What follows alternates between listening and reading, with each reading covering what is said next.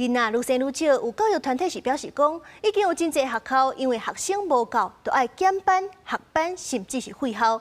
因是呼籲教育部就要修改相關的準則，用這小班的教育，依照學生甲課程的需求分配老師的人力。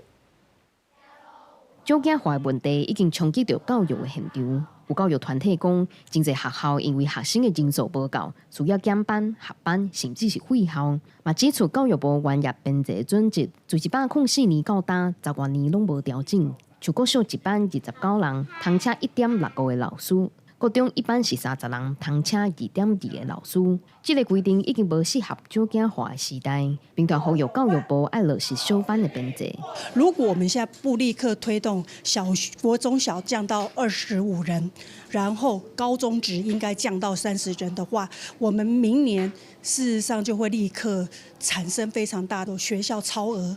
以我們今年115學年度小一生，他現在是21萬。那也就是說，今年有可能在9萬的出生人口數下，在6、7年後，可能造成的是腰斬。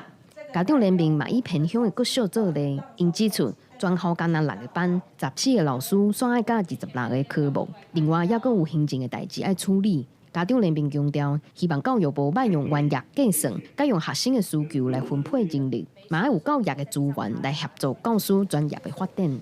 生師比之外，我們同樣也必須要看課師比。課是課程的課，師是老師的師。因為真正影響孩子學習的，不會是只有學校有幾個老師的數字而已，而是課程能不能完整的開設，是不是能夠由專長教師來教學。